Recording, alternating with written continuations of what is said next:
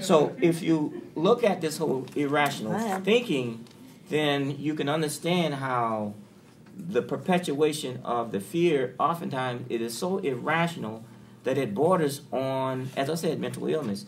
And so if we think about these images and thinking in the year 2050, you know, when we will be the majority, actually 2042 because the numbers have been pushed back, in terms of what does that mean to be, you know, you're feared as a minority, numerical minority, but what does that mean as we move to majority and whites in the minority, a numerical minority, but may still hold the power and the economics, but which may, in a sense, make them more fearful, like in South Africa right now. Everybody, you know, almost all the white people, they got gates, armed guards, dogs,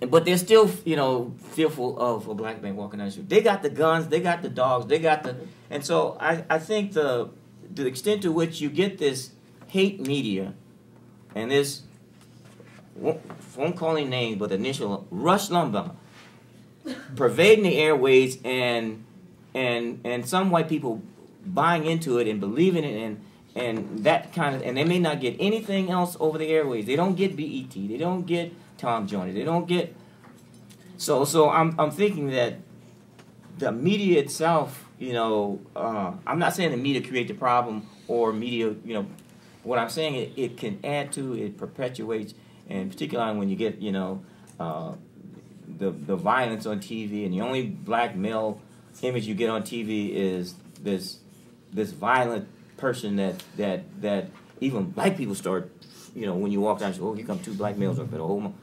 So that the media is very powerful, and not just the newspaper and magazine, but also the movies, and what it gets translated abroad globally, so that, you know, there's, you know, when you're in Machu Picchu, you know, you're climbing up the hill, and here I'm walking, and then the images, well, what are the images that people in Machu Picchu, they see black men and black women, you know, they see the videos, and they see, I mean, so they get these images, and they never seen a black person. So that's kind of globalization of the images.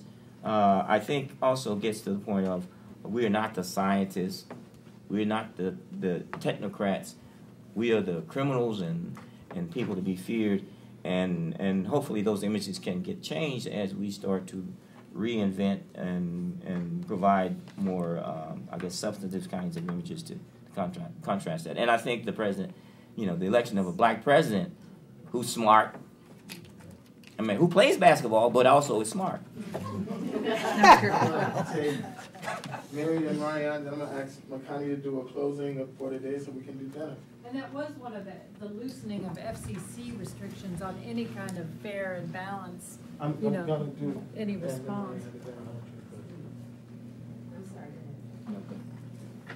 One little quick thing is that one thing that we haven't talked about with policy so much, I referenced it a little bit, but competition policy, by that I mean antitrust, is crucial.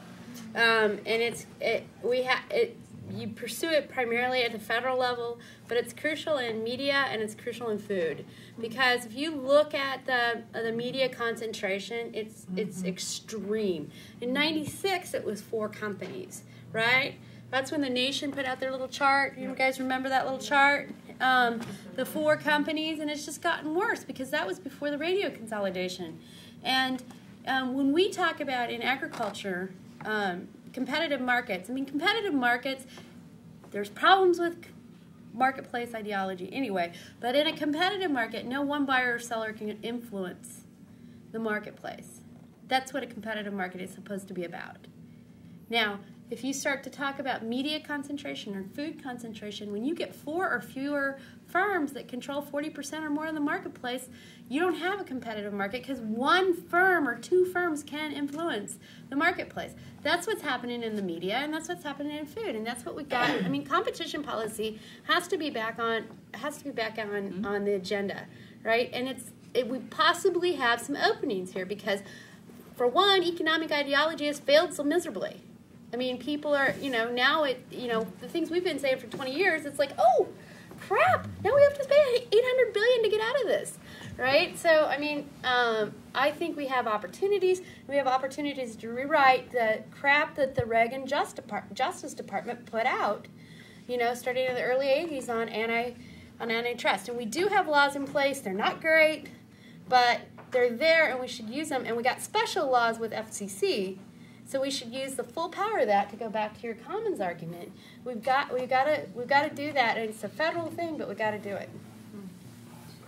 And it was a real movement of citizens that stopped the FCC from going even further in allowing market consolidation. So it was everything from the National Rifle Association to the farm, but it actually stopped them, and they need to keep. Of course, we need to organize and hear from people. Marianne, and then Leanne and Marianne, we're going to do closing remarks, but we're just going to pick back up tomorrow and talk about everything that we talked about tonight when we open back up, and get your thinking around policy and systems as we open before we do the rest of tomorrow, so we can go to dinner. So you can ask your question now. Okay, I'm trying not to make them closing remarks. So I don't know if this is for the videotape, but it seems to me that we probably have an opening, not probably a very long opening, history as any teacher, and that it would be really important to think about what are these big pieces that we should be moving in this opening. So what are the, McConaughey's term would be fulcrum, the fulcrum elements whether it's Sandoval or whether it's competitive antitrust pieces, like the big pieces that create a cascade effect, opening other opportunities.